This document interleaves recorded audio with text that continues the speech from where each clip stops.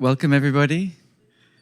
I'm Joseph Bedford. I'm an associate professor here in the School of Architecture, for those who don't know me. And I am the lead on the fall 2023 Riva program.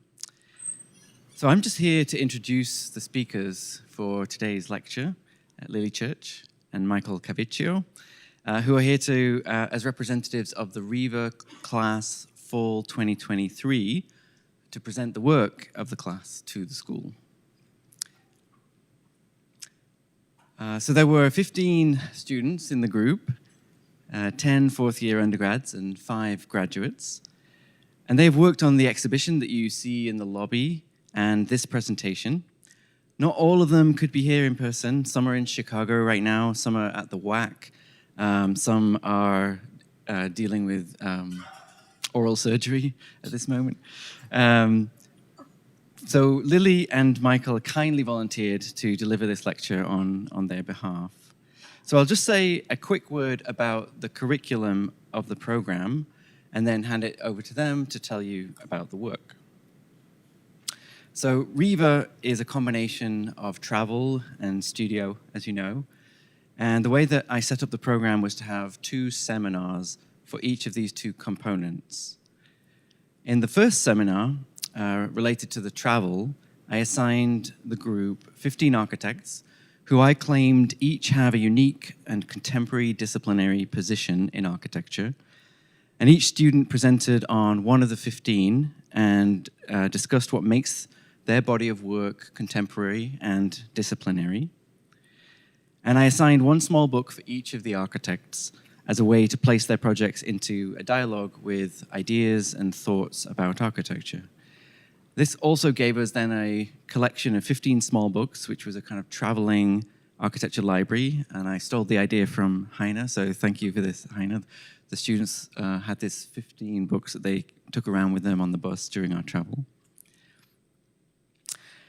And the studio was attached to a seminar course in which we read and discussed contemporary theory from Chantal Mouffe, Mark Fisher, Franco Bifo Berardi, Byung-Chul Han, and Shoshana Zuboff, to many others. The course addressed several critical themes related to contemporary politics, ideology, desire, and subjectivity within late capitalism, and a particular theme was the current alienating nature of our technological condition. And the course ended with texts addressing the body and spatiality to imagine what more genuine forms of subjectivity and a desire might look like beyond the context of capitalism and the current state of technology in which we live. And this course was designed to give a more theoretical context to the studio, which is titled The Form of the Collective Villa, which asked the students to use architectural form to challenge the typical norms of privacy in domestic life. And so they had 3 short projects. The first asked them to develop the design of a house that included 2 domestic units who were strangers to one another. They had to develop a form that challenged attitudes about individual privacy within the home and had initially to make the arguments only in plan. That was the first restriction. The second project asked them to then scale up the program to more than 1 unit, or more than 2 units, sorry, and to maintain or improve the formal device that they were working with, to then locate the project in a site and try to bring in more 3 dimensions to the modeling of the project. And the third project was a moment to resolve the scheme a little more and focus on one particular representation that would communicate the main idea. So when we discussed alienation in the seminar and the way capitalism and technology shape our desires and our subjectivities, we were elaborating on one of the central themes that we were dealing with in studio, engaging with desire and subjectivity in terms of how it forms our domestic lives. So these were the prompts that I gave to the students, and I'll hand over now to Lily and Michael to present the work. So thank you very much. Over to you guys.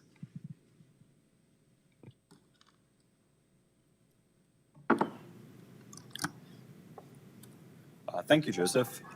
During the 3 trips, we visited over 100 buildings across 6 countries, In the first trip, we went by bus from Amsterdam to Paris via the Netherlands, Belgium, and Germany. In the second trip, we traveled by bus and then by train from Riva to Chur, Valls, Zurich, Basel, and Lausanne, with side trips into Germany and Austria. In our final trip, we flew to Berlin and then to Barcelona. These were the 118 buildings that we visited. As Joseph said, we focused on the work of 15 architects, and the travel took us to several projects by each, but we also saw significant projects in the cities we visited, including those by Daniel Libeskind, John Hayduck, Arno Brandelhuber, David Chipperfield, Raymond Abraham, Tato Ando, Renzo Piano, Bernard Schumi, Dominic Perol, Angela Duber, Gigan and Geyer, Brazzoli Vega, Raphael Zuber, Kreis and Gatenbein, and Carms Pinos, many of the great architects and great buildings that European travel and Riva groups often see. But while we saw buildings by a wide variety of architects, we were focused on studying 15 of them. Aaron Stuttenroth presented Rem Koolhaas and OMA's work, showcasing 5 buildings spanning from the Educatorium to the Timmerhui. Koolhaas emphasized program-driven design, aiming for open interiors to foster spontaneous interactions. He argued against craft and materiality and for big buildings intended to promote social interaction as a response to modern societal alienation. Riley Fulmer showcased Frank Gehry's work. Gehry positions himself as an artist outside the architectural discipline, drawing inspiration from his intuition rather than architectural history. Despite this, we acknowledge the adaptability and sensitivity of Gehry's unique style to site and program, especially in his earlier works. Margaret Mays presented Zaha Hadid's work, spanning from her early projects like the Vitra Fire Station to later influences of parametricism seen in the Wolfsburg Science Center. We likened Hadid to Gehry, operating more as an artist than a traditional architect, though she did grapple with disciplinary questions. She aimed to challenge modernist conventions like the free plan by experimenting with load-bearing walls, tilting them to create innovative spatial dynamics. I showed the work of Peter Zumthor, showcasing 6 of his projects. Zumthor's written reflections were discussed in relation to his designs, particularly focusing on the significance of images, such as the cave in the mountain that inspired the Bath of Valls. We debated the personal nature of these images and their universal relevance in a multicultural context. While acknowledging the precision and rationality in Zumthor's buildings, we noted his limited written emphasis on these aspects. Gage Moyer introduced Valerio Olgiati's work, focusing on the 5 projects that we saw. Unlike typical Swiss minimalist architects, Olgiati's designs embrace contradiction. While reliant on structural ideas, their structure is often not a rational one, as seen in the off-centered position of the central column in Das Glebhaus. During our visits, we also observed Olgiati's use of pigments to color his concrete and his aim to evoke a particular quality of darkness in his buildings. Gavin Carter presented Sana's work, including the Almere Theater, Louvre Lens Museum, and the Rolex Center. Similar to Koolhaas, Sana are not focused on forms that fit their function. Rather, they aim to create abstract, generic spaces. Also like Koolhaas, they seek to convey freedom for occupants, but instead of doing this by celebrating postmodern complexity, they do it by reducing architecture to a dematerialized sense of atmosphere. Kalis Hunley introduced Caruso St. John's buildings, 3 of which we were able to see, including the House in the Mountains, which we stayed in. Adam Caruso emphasized the importance of history and architecture, rejecting modern architecture in favor of thoughtfully ornamented 19th century buildings. Similar to Zumthor, Adam Caruso prioritizes craft and materials, but he does so not to evoke primal images, but to communicate an urban culture that values durability. Grace Holben introduced the work of De Wildervinck Tailloux. We visited many of their projects across 3 Belgian cities and actually had the opportunity to meet Jo Tailloux, who showed us around one of his buildings. Their approach diverges from building new structures, instead focusing on reusing old ones.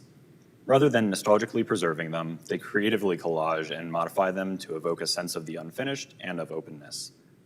They employ temporary materials and intentionally expose the building envelope to weather, creating an unconventional relationship with time. Jake Easton discussed Office KGDVS's work, and we were able to see 2 of their projects. They positioned themselves as rationalists, prioritizing reason over subjective elements like composition or human experience. Rejecting the expressive approach of architects like Hadid and Gehry, they emphasize logic and prioritize regulating lines and grids to guide their projects, even if it results in architecture that may seem inhuman or banal. In this way, their approach aligns more closely with the disciplinary project of Koolhaas. Jessica Drouin presented the work of Flores and Prats, and we were able to visit 3 of their projects in Barcelona. They adopt an unconventional approach, dedicating significant time to a small number of projects, meticulously documenting existing structures and specifying how they'll reorganize them. Similar to De Wildervinck Tailloux, they prioritize reuse and engage with the past, albeit in different ways. While De Wildervinck Tailloux's aesthetic evokes destruction and entropy, Flores and Prats adopts a more romantic approach, aiming to synthesize layers of time into a cohesive and final whole.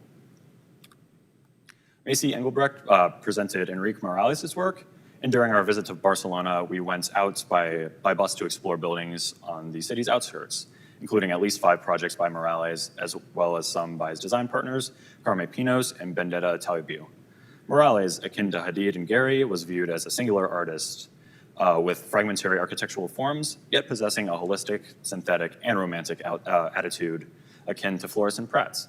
This connection isn't surprising, considering Ricardo Flores and Eva Prats both worked for Morales previously. Ideas from their collaboration, particularly in working with old buildings, were evident in projects like the Utrecht Town Hall, where Ricardo Flores served as the project architect. Lily Church introduced the work of Lacaton and Vassal, highlighting 2 projects, the Palais di Tokyo and the Soleil di Spectacle. Their approach focuses on reuse and flexibility with a penchant for adaptation.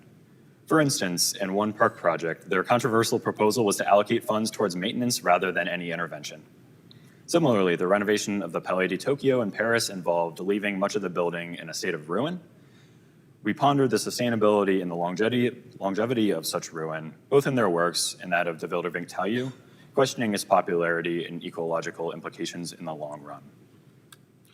Elena Grabau discussed MVRDV's work, which is heavily influenced by their time at OMA in the 1980s.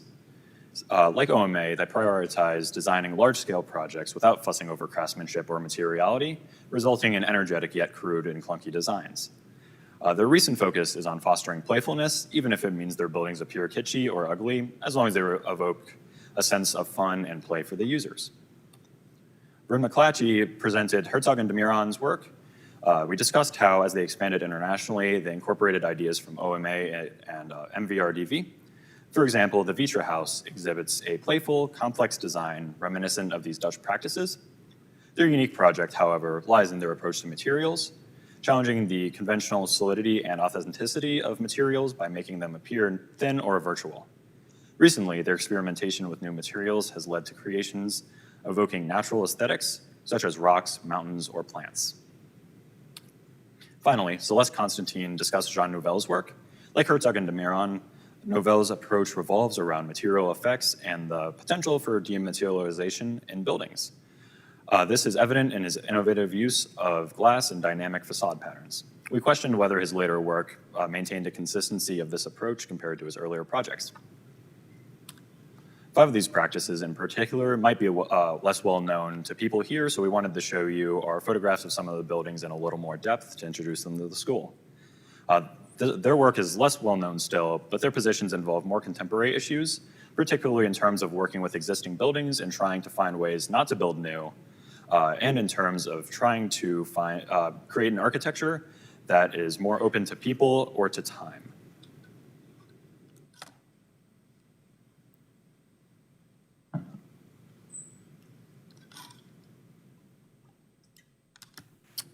First, we're going to talk about De Wildervinck Tailloux. Our first building by them was the Pad and Brick Cafe, which we were lucky to have Yo Tailloux show us around in person. In this project, Yo enclosed 3 existing buildings with a single glass envelope. Yo explained his fluid design process, where he works closely with contractors in such a way that he can make design decisions on the spur of the moment. This allows him to keep much of a building's existing structure and to work with its various conditions in local ways. He spoke with us about how his design process is all about responding on the fly to circumstances and taking problems as opportunities for intervention. The FIDO reflects DVVT's most common characteristics. For example, they use mirrors to make a small space appear more complex. At first glance, the building appears unfinished, with exposed metal studs creating semi-transparent walls throughout the store. Despite being a lingerie store, there are no enclosed changing rooms in the building. Rather, the metal stud walls act to separate space. In Antwerp, we were able to go inside this small residential project by Divider Vinktalu. There are, again, mirrors placed strategically to make the small space appear bigger. And again, they worked closely with the contractor to make last-minute changes. In response to the owner wanting access to outdoor space, they had the idea of including a tree within the house, the load of which is hung by metal rods. In Ghent, we went to the Twiggy store. Here, DVVT cut away the floor of a room, leaving the fireplace hanging. To prevent doors entering a void, they cut them horizontally, turning the lower part into a balustrade. The celebrations of imperfection and the opening up of old spaces in new ways gives their work a hopeful and positive aura. In this dance studio, unusually for DVVT, they were asked to design a new building. The aesthetic of reuse, however, prevails even here as they contrast painted steel and glass with brick, which gives the impression that it might be something that already exists. At their Caritas project, we were rendered speechless. Photographed as an innovative approach to the renovation of an existing campus building, this project did not exist as we thought it would. The building was supposed to be active and green, full of light and with patients coexisting in a modernized ruin. What we saw was a dilapidated space full of trash, graffiti, dirty chairs and tables, and other unpleasantries. In reflecting on the building, questions remain regarding whether the building is unsuccessful or misused. The glass pavilions built inside of the existing building were mostly inaccessible and grimy from the weather, and the entire second floor was closed off. Tangram, another retail space by Divider Vinktalu, placed a small jewelry store within a gutted barn structure. DVVT continues its obsession with maintaining the original, as seen in the large exposed wooden beams. However, the wooden beam posed a significant design problem for them. Divider had tried this same idea previously in his own home, and the beam eventually collapsed. In order to prevent this, DVVT installed a metal plate here on top of the beam. Elberg was once the old town hall of Liedelberg and is now the community center. We saw a lot more buildings by DVVT, but now let's show you some of the projects by some of the other architects, starting with Lacton and Vassal. The first of their buildings we saw was their polyvalent theater in Lille. We were guided around the building by the building manager, who gave us a lot of insight into how quickly the building has weathered. It is only 10 years old, but looks older because of a number of problems. The ETFE is now dirty, it doesn't always inflate, and many of the panels were damaged by vandalism. The building compensates thermally for the open facade with a heavy green roof, but the roof is so heavy that it crushes some of the movable partitions, stopping the building from being as flexible as it was meant to be. When we arrived at the Palais de Tokyo, we realized it was undergoing extensive renovations. Our group was limited to only the gift shop and lobby. However, we were still able to witness the rough and exposed structure that the building is known for. Our group found a way around the blockade set by the staff. Each of us took turns going to the bathroom, exploring an additional part of the space as we came and went. Let us show you the two projects by Office KGDVS that we saw. The first was the Villa Voca. This project is an L-shaped black building rigorously regulated by a 900 centimeter by 900 centimeter grid. Much of the building succeeds in being purposefully contentless, except for the shaping of the stairs as colored tunnels that sweep and warp their way through the plan. Additionally, the unique facade system allows occupants to traverse around certain parts of the building through a catwalk-like structure. The architectural concept behind the building was strong and provocative, However, it was not well executed during construction. The owner complained about frequent leaks, especially below the occupiable section of the roof. Our second KGDVS building was the Tim Van Laird Gallery, which consists of 5 boxes, each with a different height. Each box is designed around a certain programmatic element, whether it's the lobby or a gallery space. Gears physically separate each box with an expansion joint, even though there's no variation in length.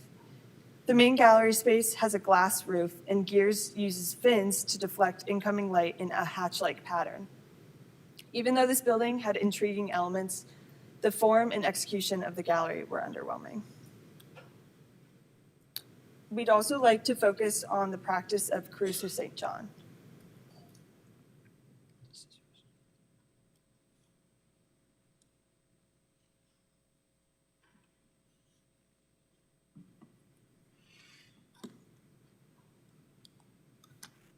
A group of students had the opportunity to stay at the House in the Mountains, located outside of Chur. After driving up a steep mountainous road with our bus driver, Dimitri, who drove with practically one finger on the wheel most of the time, which was crazy, we arrived at the House in the Mountains.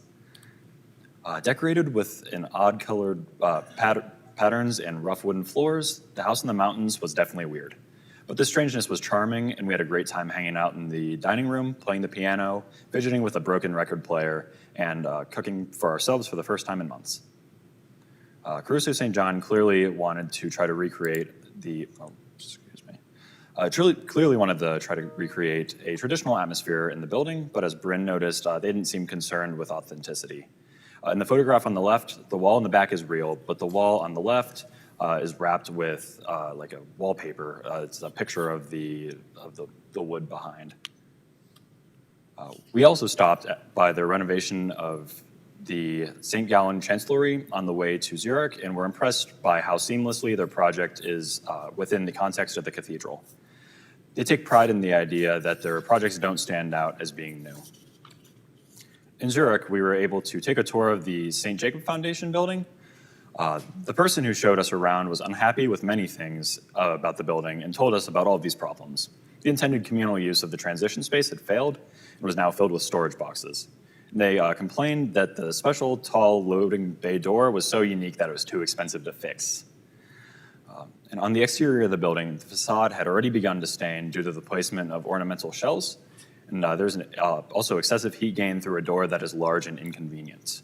The most glaring issue was a 5-story stairwell with minimal safety precautions, which caused significant concern in a building where most occupants have severe mental illnesses. A safety net had to be installed at the bottom of the staircase to solve this issue. Finally, let us tell you about 3 projects by Flores and Prats that we were able to see in Barcelona. During the visit, Jessica, who presented their work, went with Joseph to interview them at their office. And while they couldn't show us around the Sala Beckett in person, they sent Eduardo from their office to give us a tour. During the tour, we learned about how they chose to reinvent a building that had been a workers' club before being abandoned. The building that became the Sala Beckett lived many lives. Like DVVT, Flores and Prats also tried to preserve the building's history, but as we said, in a more romantic way. They preserved decorative elements despite the program changing the spaces with the hope of smooth reintegration into the neighborhood. Both these studios place a special emphasis on memory and narrative. A building has memory, and a space carries more than just the program. Yet, they're not concerned to preserve things exactly as they were, but rather to create a feeling of how they were. So for example, they moved ceiling roses to the wall and took one staircase from one place and moved it to somewhere else. Apparently, one of the old occupants from the social club from the 1940s visited the project, and they got confused and thought they were losing their minds because the stair was not where they remembered it had been. But the architect told them that they weren't losing their minds, they just moved the staircase. We also went an hour outside of Barcelona to see a housing project by them. The Edificio 111 apartment complex is built around a central courtyard, which creates a unique public space. Unfortunately, again, according to our tour guide, the residents didn't really use the public space in the way the architects had hoped. He thought that it was largely because people rent their apartments and they come and go and aren't so invested in the space. Additionally, there's no program like a cafe to help them live in the courtyard in the middle. Unfortunately, due to crime in the area, the owner was forced to close off the courtyard to public access. The final project of the building we visited that we'll share with you is the Utes Warehouse. Here, they built a new building on top of an existing warehouse, and they had to be very strategic about what to remove and what to add because the clients, who are actually their family members, loved the old building. They added new structure to hold up a new floor and a new circulation route throughout the building. There's even an accessible rooftop that provides an unexpected break location, although the access stair is pretty terrifying. Here are a couple additional photos.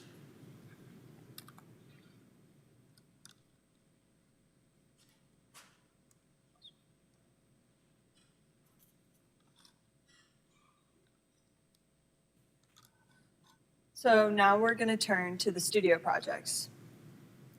We'll be looking at 6 of the projects from students in our studio. The first project is The Rock House by Celeste Constantine. Celeste looked at the work of Anna Niemarks in her ideas about rude forms, which are those forms that belong to things like rocks when they are raw and unprocessed. She portrays her dolmens as low resolution, not high, the joints as budded, not mitered, gaps as shimmied, not sculpted, and stones as rude, not hewn.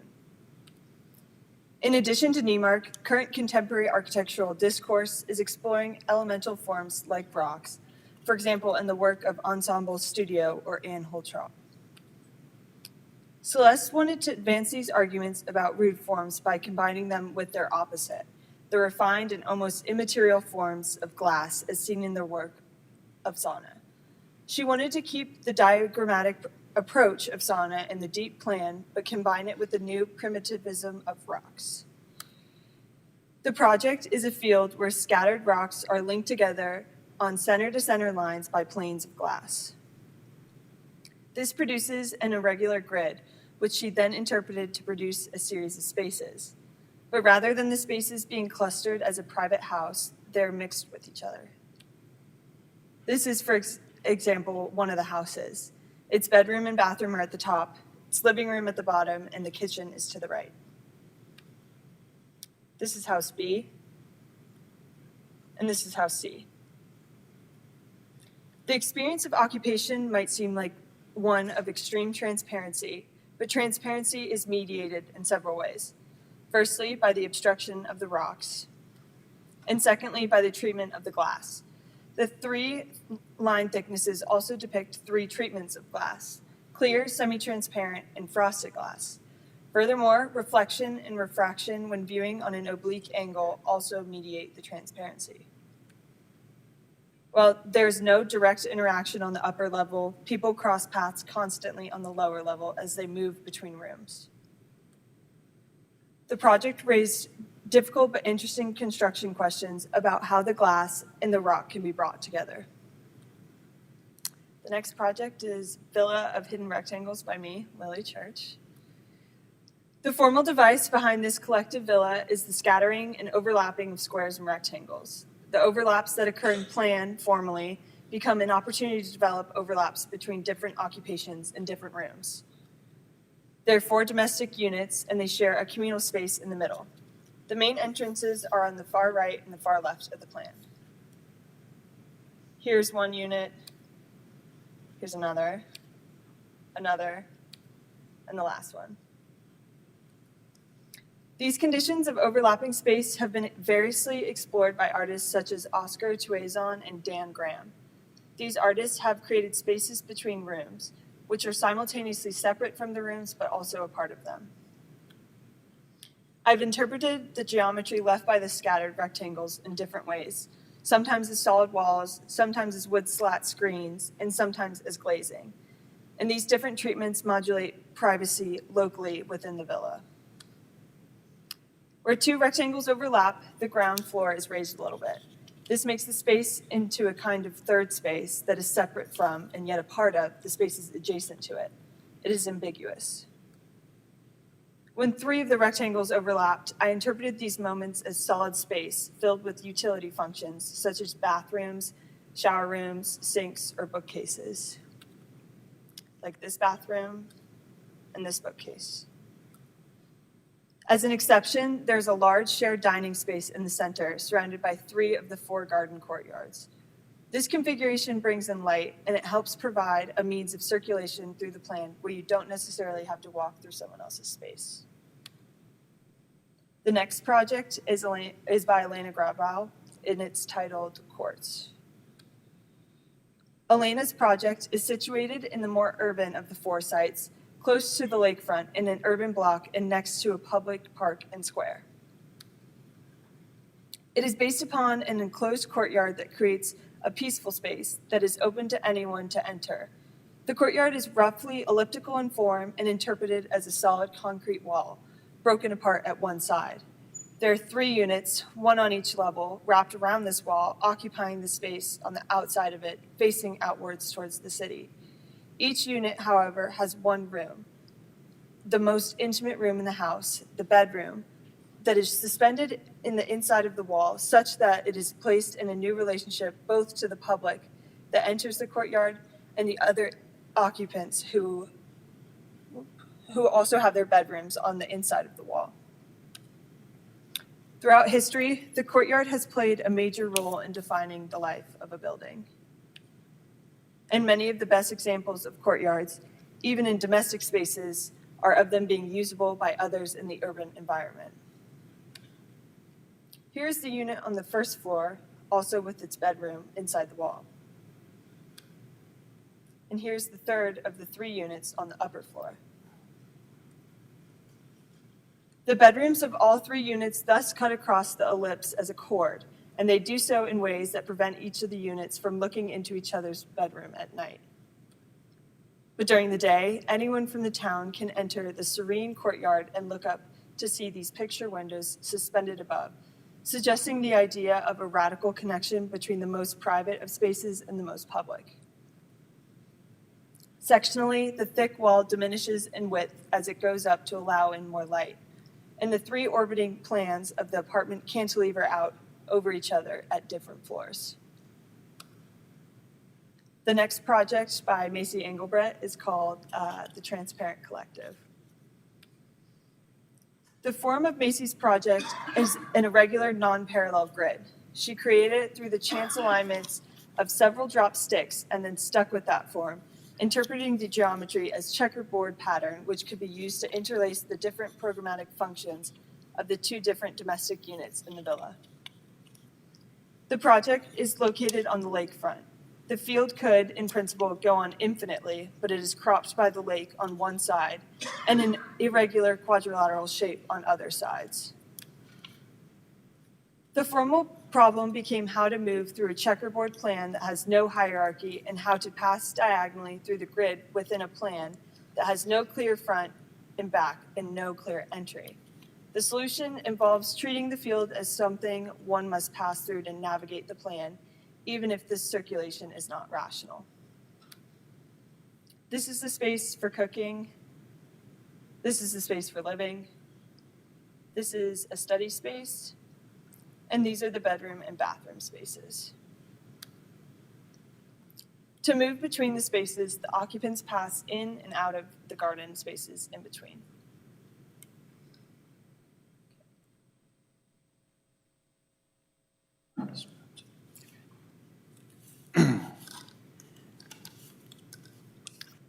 My project is titled The Conversion Villa. The project consists of a fluid series of linear forms that run in parallel and are connected at several pinch points. Each domestic unit is a meandering path that compresses and expands and curls according to the relationship it has with its neighbors. The Slow House by Diller and Scorfidio attempted something similar. It involved a linear form that also curled slowly. In the Slow House, the occupant moves along a path towards a view of the ocean, serving as the object of desire for the occupant. I've learned from the Slow House to help me understand how a house can be a linear path leading somewhere, but rather than it leading to a fantasy of nature, the 4 paths of my villa converge and expose each of the occupants to one another.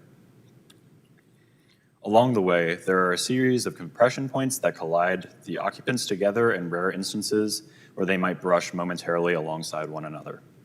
I have shifted the levels of each house, however, so that when the occupants meet at this moment, the encounter is more oblique. On the left is the lower level of the villa, and on the right is the upper level. The 3-foot height difference at the pinch points creates a situation in which neighbors could touch and could pass things to one another if they wished, but more often than not, they would feel separate from one another in their own space. The moments when they pass at the same time would be very rare and serendipitous. The location of the villa is at the lakefront, and I would anticipate the tide rising and falling around the bedrooms where occupants are most exposed to one another. The final project we'll show you is Aaron Suttonroth's Sphere House. Aaron's house adopts the formal device of the sphere, or rather a series of spheres, as a means of separating and relating domestic space. The sphere also functions symbolically, communicating a sense of presence, absence, and otherness. Otherness insofar as the sphere can be perceived as a foreign or as a familiar entity within the space. The sphere has an illustrious history in architecture.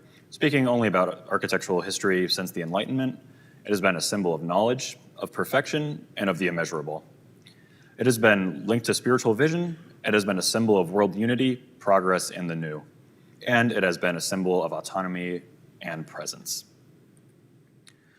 Aaron's design for a house for 2 people explores the architectural conditions created through the combination of 3 spheres embedded within and intersecting a rectangle bounded volume. The first sphere is solid concrete.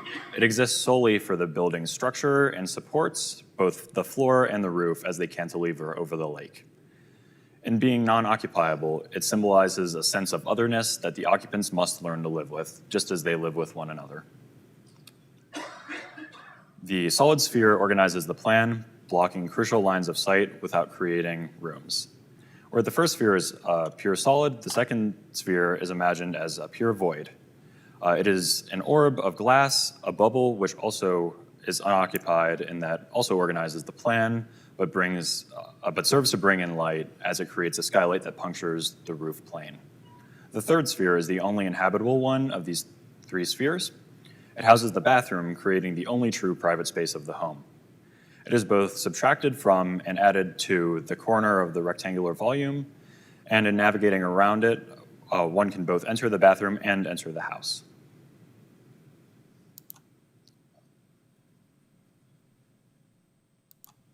Traveling abroad has expanded the perspectives of everyone in our group, and seeing such a wide range of projects in person has helped us all become better designers. We all had a phenomenal time abroad last fall, and we'd highly recommend the experience to future students. And we'd love to answer any questions you might have.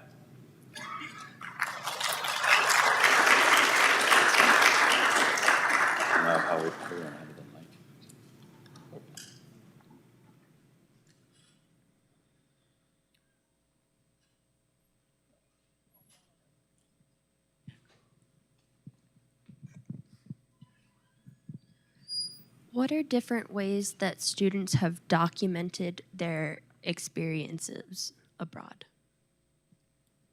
Right. So every student was tasked to create a sketchbook where we were supposed to make just a handful of sketches per every building that we saw. So each student has a sketchbook pretty much full of sketches for every one of the 118 buildings. Additionally, we were highly encouraged to photograph a bunch of every single building, all the small details. So personally, I added probably about 10,000 photos to my camera, which is super good. Yeah, just to add to that, a lot of us had cameras that we brought, so we were able. Most of the photos that were used in this presentation were photos that we took. So.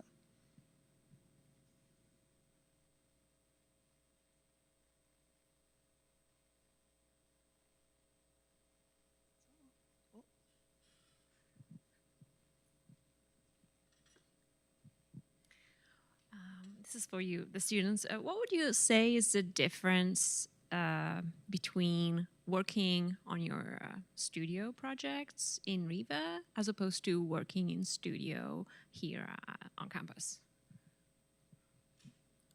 Right. So the working in studio in Riva was definitely super different. For one, as Joseph mentioned previously, our travel was broken into 3 sections, and our studio project was as well. So we pretty much do one of the chunks of our studio project, and then we'd go travel for 10 days or so, and we'd be able to kind of come back fresh and rejuvenated, and we'd have a bunch of new building references that we could kind of incorporate into our designs for the next stage. So that was definitely a unique way of designing. I know I was personally challenged because I do a lot of my stuff by hand in Blacksburg, like hand drafting or hand modeling. We don't necessarily have the time or the resources to do that in Riva. So I was pushed to do stuff more digitally, which I think really expanded just how I think about design. But yeah, I think overall, having the project split into like the 3 different projects was really useful. So we were able to, like Michael said, use the buildings that we saw as precedents for our further iterations.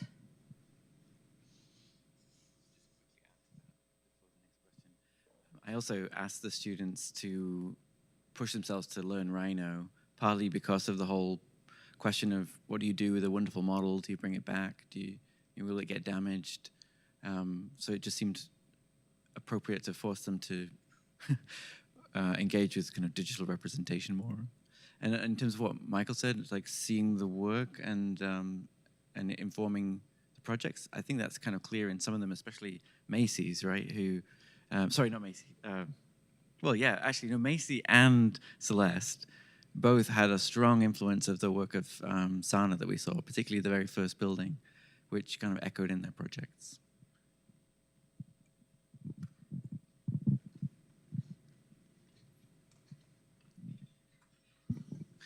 Hi. Hi. The projects were excellent, and they all seemed centered around their own very clear ideas, and it seemed like those ideas were directly borrowed from not only the buildings that you saw, but probably also the architects that you researched. And I was wondering if the students, if you guys felt constrained by this close adherence to these precedents, if it was like enlightening, if it was a helpful way to work. Also, what was the process like going and researching these 15 architects? Did that involve like a series of drawings and analytical diagrams that we didn't see? Yeah, that's my question. Yeah, to answer the first part of your question, I wouldn't say it was, all that restrictive to our projects. I mean, for my project, I even went outside the 15 architects that Joseph had suggested. I used used Ann Holtrop as a reference as well. So we definitely weren't limited to the 15 architects that we discussed here today. So I feel like just being able to visit the buildings like really heavily influenced everyone, which is probably why it shines through so strongly in our projects. We also had the seminar course that was discussing all the different books that we were assigned to read.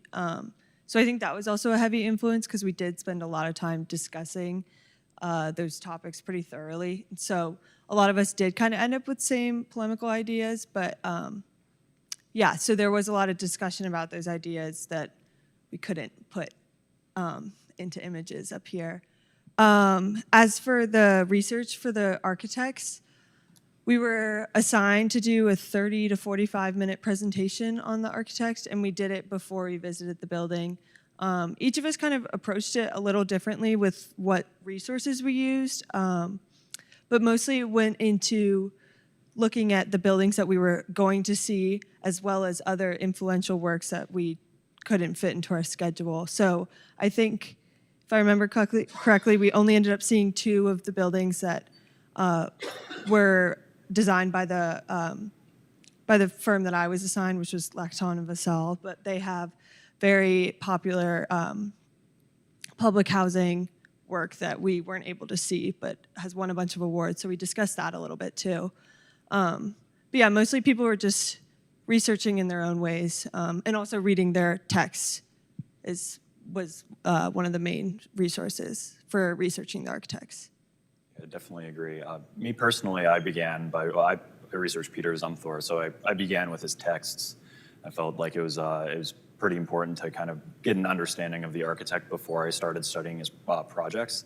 So I began by reading his texts, and then just to kind of learn his his mindset and the way he designs, and then I analyzed kind of his buildings through that lens as well.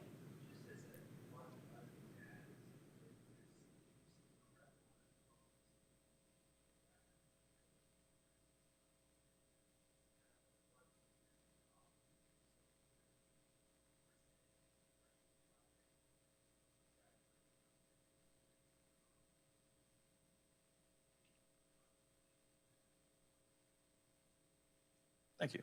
Yeah, I definitely say that the approach to teaching the studio was to deprioritize designing a building out of more expected functional requirements.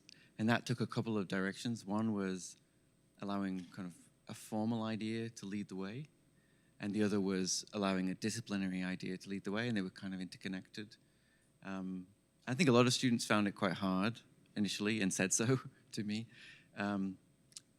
One thing to exemplify the formal, we did a little charrette in the first week, and I asked them to quickly photograph things on their desk in a sort of randomly made sculpture, and then in the next 2 or 3 hours, turn that sort of top-down photograph of objects, random objects, into a plan, and to interpret that in different ways. And Celeste ended up with a beautiful house designed based on photographing cigarette butts. And I think a lot of them found it challenging, but it was the idea that, yeah, you can design from form and work backwards towards function, which seems almost like immoral or something, but it was a kind of device to imagine something new. And then the other one was the disciplinary, the idea that what might generate or drive a project is the influence of another architect or with another body of work. And that was done by the focus on these 15, architects with disciplinary precedence. But we also invited, specifically, because we were so close to Milan, we invited the guys who set up the journal San Rocco. We had Fabrizio and Matteo Guidoni and the other one, sorry. And they think of architecture in terms of precedents and ideas. That's the whole point of the San Rocco magazine, is that architects can look back to history as architects, not as historians. And so like Fabrizio in particular, who's an art historian as well as an architect, was just throwing all kinds of ideas, of references. I think even the Toison artist was one of Fabrizio's suggestions. So it was a conversation at these reviews that was very much based on the people we brought in. They were critics that came up we had a final review at the end of each project, and it was all about references and disciplinary ideas. So that was like encouraged through the pedagogy.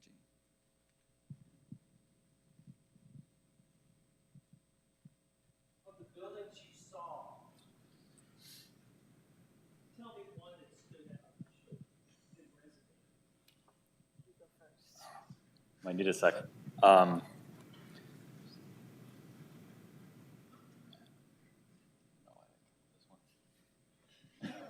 There are so many. Maybe one that I enjoyed the most was maybe the house in the mountains, because we really got let loose there. We stayed there, so it was a lot of fun, just walking around exploring the house. We mentioned that there was one wall in one of the rooms that was actually wallpaper, when the entire night we thought it was actual wood. That was really fun, just to interact with the building with no supervision. Nothing was damaged, but we definitely really walked around and were able to even look at all the drawings that the Cruise of St. John produced during that. They had a collection of all the drawings in one of the rooms, and we were able to sit down and flip through and see how he like collaged together his work. You could see it very clearly represented in a different way as to the final product. But I really enjoyed that building. Do you have one? I'd say kind of my favorite building was the Sala Beckett by Florson Pratts. One thing I really appreciated is you could tell how much the community like really cared for the building. We actually went back later and had dinner there as well. Plus, just like the architectural characteristics that they brought out were super pleasant. They actually brought a replica of it to the Venice Biennale, and I believe it's 2018.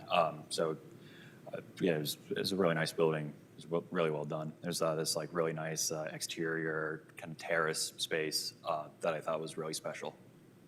I also have to give credit to Joseph for getting us into a residential project.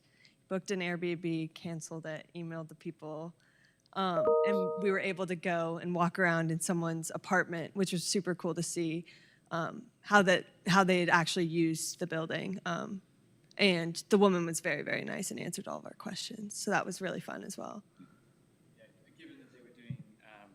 Given that they were doing domesticity as the studio project, I really wanted to show them a lot more domestic examples, but they're the hardest. Anyone that's organized travel will realize it's kind of one of the hardest things is to get them into people's private homes. You see a lot of museums and maybe libraries. So how many homes did we see? Maybe like 5 or 10. But yeah.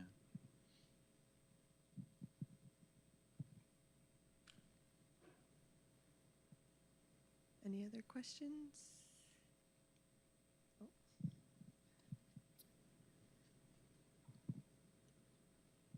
Notice you guys like focused on like the flaws of certain buildings and how they kind of failed.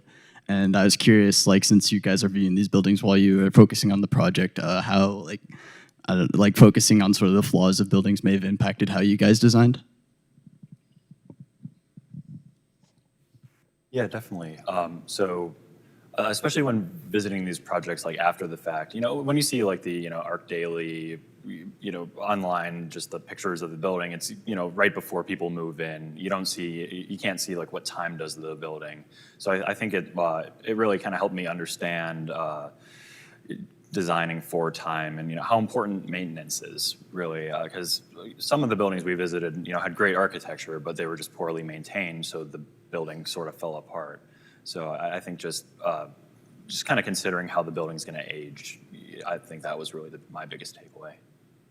Yeah, for the building in Lille, it was only 10 years old, but due to where it was located and just the culture of the surrounding area, it suffered some damages. So like in theory, the greenhouse wall seems like a really cool idea. But when we went, like a lot of the plants were dying or dead because the ETFE had been slashed, or it doesn't work anymore. Just doesn't function the way it should have. So like it's cool to see like the Arc Daily photos and like the different diagrams of the moving walls, but then like actually being there, it's interesting to see the effects of time. Just add to that, also, one of the great things about travel is that you get shown around buildings by the people who really use them. And so it's often the building manager or somebody that volunteers to do that tour is somebody that has a lot of things to tell you about the warts and all view of the project.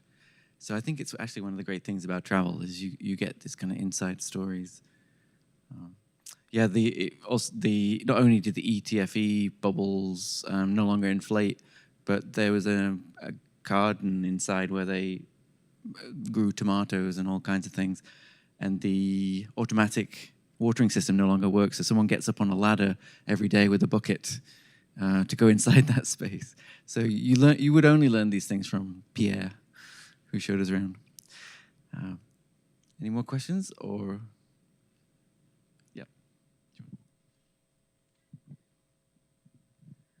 What prep work would you recommend to students who have not yet traveled, and what work do you recommend that they do after traveling to understand all of the information that was covered?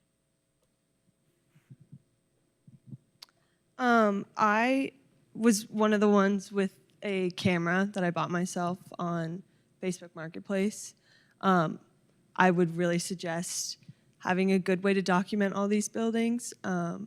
Sometimes you get caught up in the moment while you're there, and you want to be engaged with the current time, but also like even just going through all my photos to look at or to gather them for this presentation, like I was reminded of so many different things that we saw.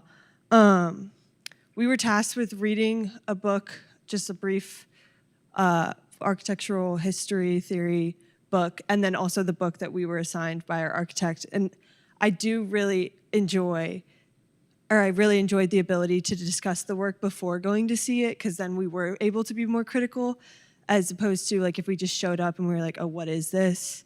We wouldn't have been able to have those kind of discussions. So that's also why I think some of the comments about the buildings were a little bit more critical.